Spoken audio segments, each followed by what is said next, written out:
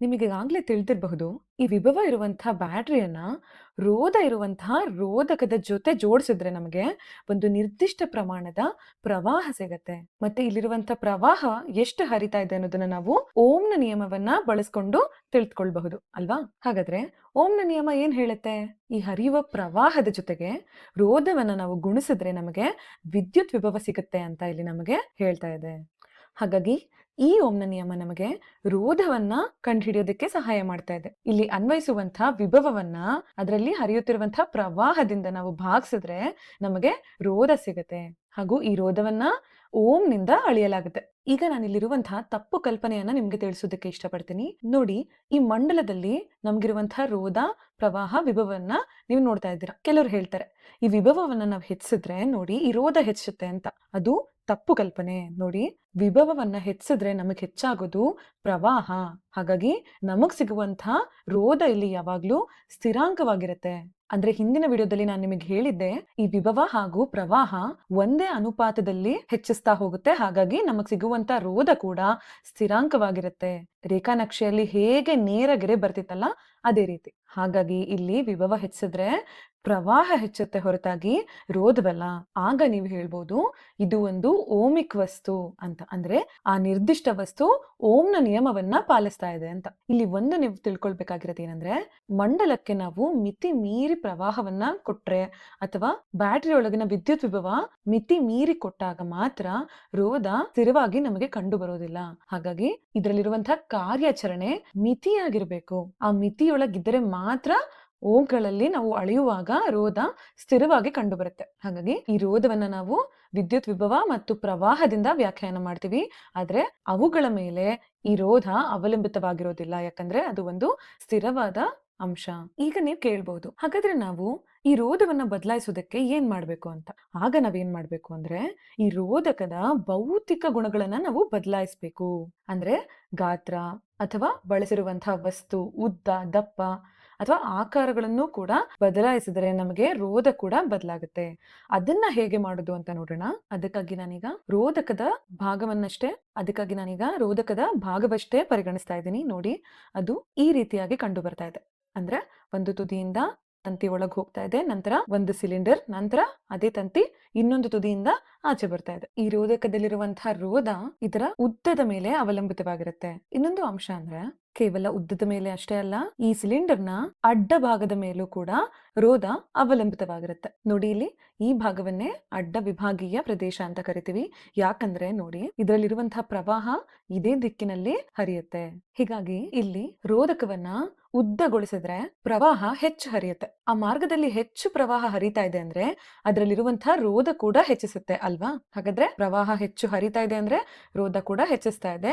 ಅದರಿಂದ ರೋಧಕದ ಉದ್ದ ರೋಧಕ್ಕೆ ನೇರವಾಗಿ ಅವಲಂಬಿತವಾಗಿದೆ ಅಂತ ಅರ್ಥ ಆಯ್ತು. ಹಾಗಾದ್ರೆ ಈ ವಿಸ್ತರಣೆ ಬಗ್ಗೆ ಏನು ಅಂದ್ರೆ, ಏನು ನಾನು ಅಡ್ಡ ವಿಭಾಗೀಯ ಪ್ರದೇಶ ಅಂತ ಹೇಳಿದ್ನಲ್ಲ, ಇದನ್ನ ವಿಸ್ತರಣೆ ಮಾಡಿದ್ರೆ ಏನಾಗಬಹುದು? ವಿಸ್ತರಣೆ ಮಾಡೋದಕ್ಕೆ ನಾವು ದೊಡ್ಡ ವ್ಯಾಸದ ಸಿಲಿಂಡರ್ನ ಇಟ್ಟಿದ್ದೀವಿ ಅನ್ಕೊಳ್ಳೋಣ. ಆಗ ಏನಾಗುತ್ತೆ, ಪ್ರವಾಹಕ್ಕೆ ಹೆಚ್ಚು ಜಾಗ ಸಿಗುತ್ತೆ. ಆಗ ಪ್ರವಾಹ ಹೆಚ್ಚು ಹರಿಯೋದಕ್ಕೆ ಪ್ರಾರಂಭಿಸುತ್ತೆ. ಅದರ ಅರ್ಥ ರೋಧ ಕಡಿಮೆ ಆಗ್ಬೇಕು. ನೋಡಿ, ಇಲ್ಲಿ ಹೆಚ್ಚು ಪ್ರವಾಹ ಹರಿಯೋದಕ್ಕೆ ಜಾಗ ಸಿಗ್ತಾ ಸಿಗ್ತಾ ನಮಗೆ ರೋಧ ಕಡಿಮೆ ಆಗ್ತಾ ಹೋಗುತ್ತೆ. ಅದನ್ನೇ ನಾವು ಗಣಿತ ಸೂತ್ರದಲ್ಲಿ ಆಗ್ಲೇ ಬರ್ದಿತ್ತು, ರೋಧ ಉದ್ದದ ಮೇಲೆ ಅವಲಂಬಿತವಾಗಿದೆ. ಅಂದ್ರೆ ಅದು ಉದ್ದಕ್ಕೆ ನೇರ ಅನುಪಾತದಲ್ಲಿದೆ. ಈ ರೋಧಕದ ಉದ್ದವನ್ನ ದ್ವಿಪಟ್ಟು ಮಾಡಿದ್ರೆ ರೋಧ ಕೂಡ ದ್ವಿಪಟ್ಟಾಗುತ್ತೆ. ಅದೇ ನಾವು ಈ ವಿಸ್ತರಣವನ್ನ ಹೆಚ್ಚಿಸಿದ್ರೆ ಅದರಲ್ಲಿರುವಂತಹ ರೋಧ ಕಡಿಮೆ ಆಗುತ್ತೆ. ನೋಡಿ, ಅದಕ್ಕಾಗಿ ನಾನು ಬರ್ಕೊಳ್ತಾ ಇದ್ದೀನಿ, ರೋಧ ನಮಗೆ ಉದ್ದ ಹೆಚ್ಚಾದ್ರೆ ರೋಧ ಕೂಡ ಹೆಚ್ಚಾಗುತ್ತೆ. ಆದ್ರಿಂದ ಅಂಶದಲ್ಲಿ ನಾನು ಉದ್ದವನ್ನ ಬರ್ಕೊಳ್ತಾ ಇದ್ದೀನಿ. ಹಾಗೆ ನಾನು ಹೇಳಿದ್ದೆ, ಈ ಅಡ್ಡ ಭಾಗವನ್ನ ನಾವು ವಿಸ್ತರಣೆ ಮಾಡಿದ್ರೆ ಪ್ರವಾಹಕ್ಕೆ ಹೆಚ್ಚು ಜಾಗ ಸಿಗತ್ತೆ. ಹಾಗಾಗಿ ರೋಧ ಕಡಿಮೆ ಆಗತ್ತೆ. ಅದರಿಂದ ಛೇದದಲ್ಲಿ ನಾನು ಏರಿಯಾವನ್ನ ಬರ್ಕೊಂಡಿದ್ದೀನಿ. ಎಲ್ ಅಂದ್ರೆ ಉದ್ದ, ಲೆಂತ್, ಹಾಗೂ ಎ ಅಂದ್ರೆ ಏರಿಯಾ, ಅಡ್ಡ ವಿಭಾಗೀಯ ಪ್ರದೇಶ. ಇಲ್ಲಿ ಇಷ್ಟೇ ಅಲ್ಲ, ಇನ್ನೊಂದು ಅಂಶವನ್ನ ನಾವು ಗಮನಿಸಬೇಕು. ಅದೇನಪ್ಪಾ ಅಂದ್ರೆ, ರೋಧಕ ಯಾವ ವಸ್ತುವಿನಿಂದ ಮಾಡಲಾಗಿದೆ ಅನ್ನೋದು. ಕೆಲವು ವಸ್ತುಗಳು ಸಹಜವಾಗಿ ಹೆಚ್ಚು ರೋಧವನ್ನ ನೀಡುತ್ತೆ. ನಿಮಗೆ ಗೊತ್ತೇ ಇದೆ, ಲೋಹಗಳು ಕಡಿಮೆ ರೋಧವನ್ನ ನೀಡುತ್ತೆ, ಲೋಹವಲ್ಲದ ವಸ್ತುಗಳು ಹೆಚ್ಚು ರೋಧವನ್ನ ನೀಡುತ್ತೆ. ಹಾಗಾಗಿ ವಸ್ತುವಿನ ಸಹಜ ರೋಧವನ್ನ ಅಳೆಯುವ ವಿಧಾನ ನಮಗೀಗ ಬೇಕು. ಅದನ್ನ ನಾವು ವಿದ್ಯುತ್ ರೋಧಶೀಲತೆ ಅಂತ ಕರಿತೀವಿ. ಇದನ್ನ ನಾವು ಗ್ರೀಕ್ ಅಕ್ಷರ ರೋ ಮೂಲಕ ಸೂಚಿಸ್ತೀವಿ. ಆದ್ರಿಂದ ರೋಧಶೀಲತೆ ಪ್ರತ್ಯೇಕ ವಸ್ತುವಿನಲ್ಲಿ ಹೆಚ್ಚು ಕಂಡು ಬಂದ್ರೆ ಅದು ಪ್ರವಾಹವನ್ನ ಹೆಚ್ಚು ತಡಿತಾ ಇದೆ ಅಂತ ಅರ್ಥ. ನಿಮ್ಮ ಕಲ್ಪನೆಗಾಗಿ ನಾನು ಕೆಲವು ಮೌಲ್ಯಗಳನ್ನ ಕೊಡ್ತೀನಿ ನೋಡಿ.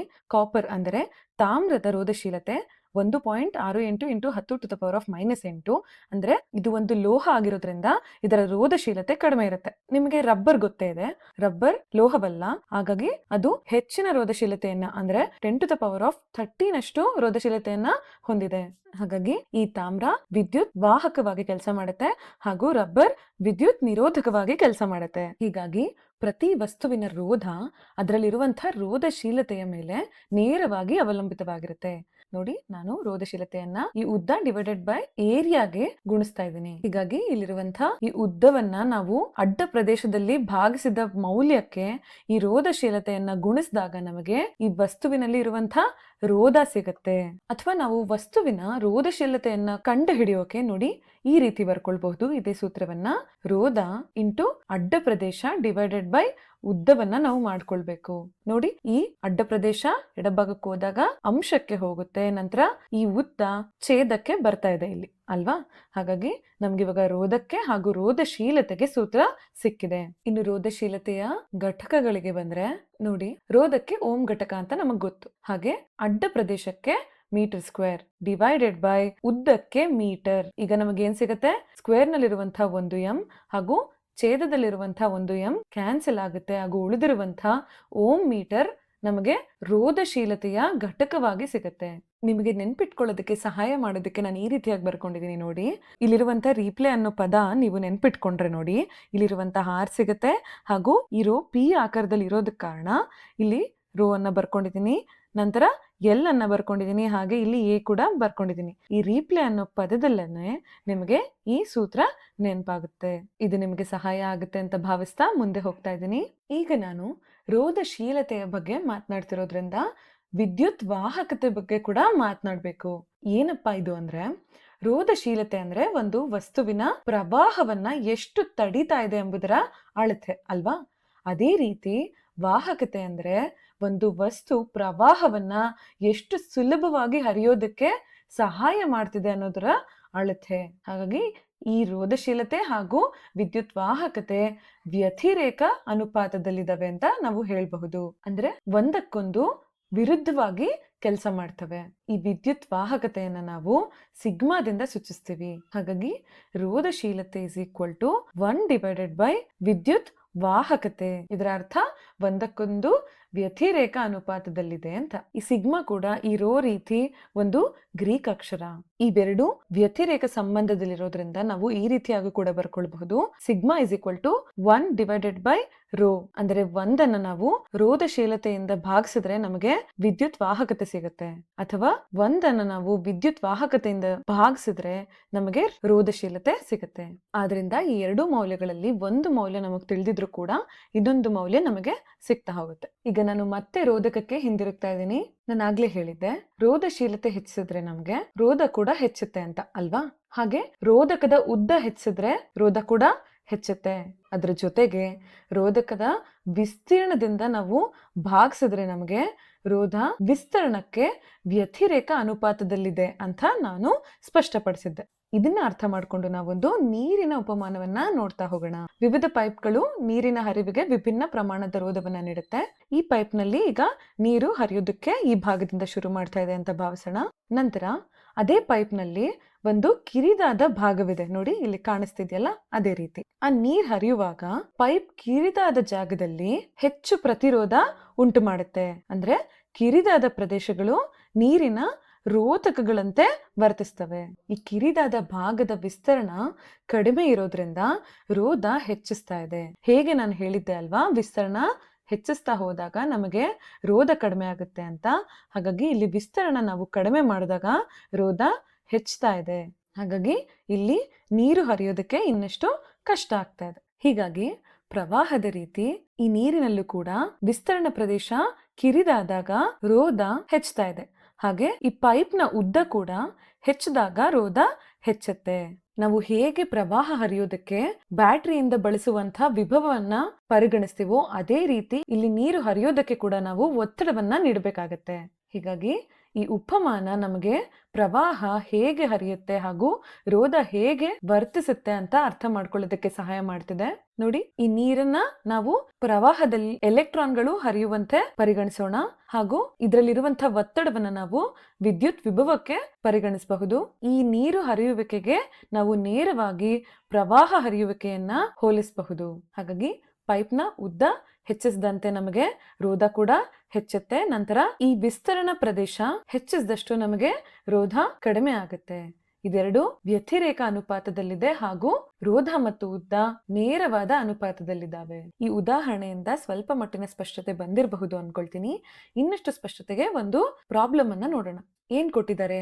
0.01 ಮೀಟರ್ ವ್ಯಾಸದ 12 ಮೀಟರ್ ತಾಮ್ರದ ತಂತಿಯಿಂದ ಎಷ್ಟು ರೋಧವನ್ನ ನೀಡಲಾಗುತ್ತೆ? ಇಲ್ಲಿ ತಾಮ್ರದ ರೋಧಶೀಲತೆ ಕೊಟ್ಟಿದ್ದಾರೆ 1.68 into 10 to the power of -8 ಅಂತ. ಇದನ್ನ ಕಂಡುಹಿಡಿಯೋಕೆ ಮೊದಲಿಗೆ ನಾವು ರೋಧಶೀಲತೆ ಒಳಗೊಂಡಿರುವಂತ ರೋಧದ ಸೂತ್ರವನ್ನ ಬರ್ಕೊಳ್ಳೋಣ. ಆಯಾ ಜಾಗಗಳಲ್ಲಿ ಅವುಗಳ ಮೌಲ್ಯಗಳನ್ನ ಬರಿತಾ ಹೋಗೋಣ. ಮೊದಲಿಗೆ ರೋಧಶೀಲತೆ, ತಾಮ್ರದ ರೋಧಶೀಲತೆ 1.68 into 10 to the power of -8 ohm metre ಅಂತ. ನಂತರ ಎಲ್ ಅಂದ್ರೆ ಲೆಂತ್ 12 ಮೀಟರ್ಗಳು ಅಂತ ಕೊಟ್ಟಿದ್ದಾರೆ. ಅದನ್ನೇ ನಾನು ಇಲ್ಲಿ ಬರ್ಕೊಂಡಿದ್ದೀನಿ. ಈಗ ನಮಗೆ ಬೇಕಾಗಿರೋದು ನೋಡಿ, ಇಲ್ಲಿರುವಂತ ಏರಿಯಾ ಅಂದ್ರೆ ವಿಸ್ತರಣಾ ಪ್ರದೇಶ, ಅದಕ್ಕಿರುವಂತ ಸೂತ್ರ πr². ಆರ್ ಅಂದ್ರೆ ರೇಡಿಯಸ್, ನಿಮಗೆ ಗೊತ್ತೇ ಇದೆ, ತ್ರಿಜ್ಯ ಅಂತ ಕರಿತೀವಿ. ಹಾಗಾಗಿ ಆ ಸೂತ್ರವನ್ನ ನಾನು ಇಲ್ಲಿ ಪರಿಗಣಿಸ್ತಾ ಇದ್ದೀನಿ, πr². ನೀವು ಯೋಚಿಸ್ತಿರಬಹುದು, ಇಲ್ಲಿ ಯಾಕೆ ನೀವು 0.005 ಅಂತ ಬರ್ಕೊಂಡಿದ್ದೀರಾ ಅಂತ. ಸ್ವಲ್ಪ ಮಟ್ಟಿನ ಗಣಿತ ಜ್ಞಾನ ಅವಶ್ಯಕತೆ ಇದೆ. ನೋಡಿ, ವ್ಯಾಸ ಕೊಟ್ಟಿರೋದಿಲ್ಲಿ ನಮ್ಗವರು 0.01 ಮೀಟರ್ ಅಂತ.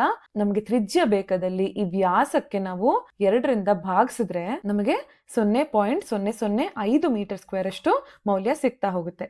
ರೋಧಶೀಲತೆಯನ್ನ ನಾನು ಉದ್ದಕ್ಕೆ ಗುಣಿಸಿ ಈ ಮೌಲ್ಯದಿಂದ ಭಾಗಿಸಿದ್ರೆ ನನಗೆ ರೋಧ 0.0026 ಓಮ್ಗಳು ಸಿಗ್ತಾ ಇದೆ.